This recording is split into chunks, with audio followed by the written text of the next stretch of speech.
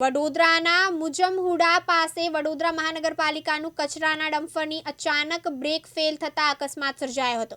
અકસ્માત બાદ ડમ્પર ચાલક ફરાર થઈ ગયો હતો। વડોદરા મહાનગરપાલિકાના ડમ્પરની મુજમહુડા વિશ્વામિત્રી બ્રિજ પર અચાનક બ્રેક ફેલ થતા ડમ્પર ડિવાઈડર સાથે ધડાકાબંધ અથડાયું હતું। જ્યારે એક્ટિવા ચાલકના જણાવ્યા અનુસાર વડોદરા મહાનગરપાલિકાના કચરાનું ડમ્પર કડમ હાલમાં વપરાતું હોવાનું જણાવ્યું હતું, જેથી વાહન ચાલકો લોકોના જીવ જોખમમાં મુકાયા છે। ત્યારે આવા વાહનોને મૂકી દેવા જોઈએ તેમ એક્ટિવા ચાલકે માંગ કરી છે। તો અકસ્માતની જાણ થતાં પોલીસ ઘટના સ્થળ પર પહોંચી હતી અને વધુ કાર્યવાહી હાથ ધરી હતી।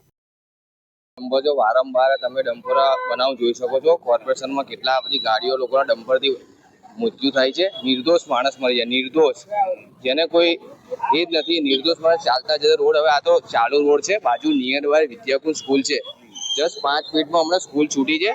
આમાં નાના છોકરા જો વચ્ચે આવી જાય તો આનું શું પરિણામ આવે? બાજુમાં સ્કૂલ છે, ચાલતા છોકરા નિયર બાય મુજમોડામાંથી ભણતા છોકરા હોય ચાલતા અહીંથી જાય છે। ડ્રાઈવર તો અહીંયા સાહેબ ડમ્પર મૂકીને જતો રહ્યો છે। આ વસ્તુ યોગ્ય નથી। કોર્પોરેશનને તમારા મીડિયાના માધ્યમથી હું કહેવા માંગુ છું, તમે આટલી સારી ગાડીઓ અને આટલું કોર્પોરેશનમાં આટલું ફંડ આવે છે, સારી ગાડી આપો છો, તો કેમ તમે આ વસ્તુ આવું ફૂટેલું ડમ્પર કેમ તમે આપો? ઓલરેડી શું છે કે આજે ઓલરેડી મારે આ રોડ થી મારે શું છે, મારા કામ પર જવું, આ લોકો જે ડમ્પર જે છે, જે માનો કે બગડેલું ડમ્પર છે અને ત્યાં આગળ શું છે કે વચ્ચે રસ્તા રિપેર કરીને પછી શું છે એ લોકો રિપેર કરતા શું હોય, અને જેવું મારે આગળ આવું ને એ લોકો એમની કઈ બ્રેક એકદમ ગાડી છોડી, બ્રેક ફેલ થઈ ગઈ।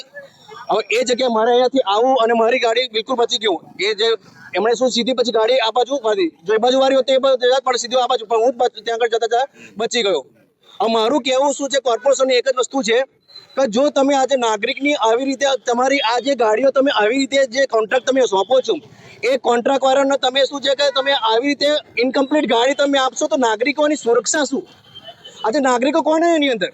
તમે તમારી જગ્યાએ જ્યાં આગળ બેઠા છો તમે સેફ બેઠા છો, પણ અમારા જેવા નાગરિકો જે આજે હાલની અંદર શું છે, આ રીતે અત્યારે જે કામ કરવા જવાનો સમય છે અને એ સમય દરમિયાન જો એ લોકો આજે ઇનકેસ પોતાના ગુજરાન માટે ચાલતો હોય અને તમે તમારા અવ્યવસ્થાના કારણે આવી જે ઇનકમ્પ્લીટ ગાડી કોર્પોરેશનની અંદર જેવી તેવી કંડમ હાલતની અંદર આ રીતે કામ માટે આપશો તો બીજાના જીવના જોખમનું શું?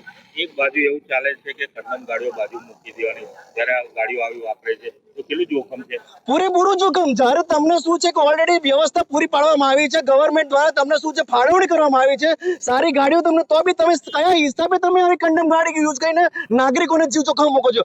મારું સરકારને ખાસ વસ્તુ એ કહે છે, કયા હિસાબે તમે કોને તમારી એની પર તમે આ સરકાર એ કરી રહી છે કે તમે આવી ગાડી ચલાવવા માટે અનુમતિ આપો છો?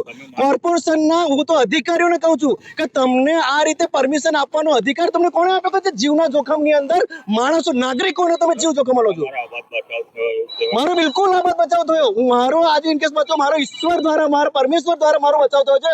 બાકી આ જગ્યાએ મારો અત્યારે નાશ હોત અને છોકરાઓ આવતા જતા પણ બચી ગયા। મહેન્દ્ર સોલંકી, દિવ્યાંગ ન્યૂઝ, વડોદરા।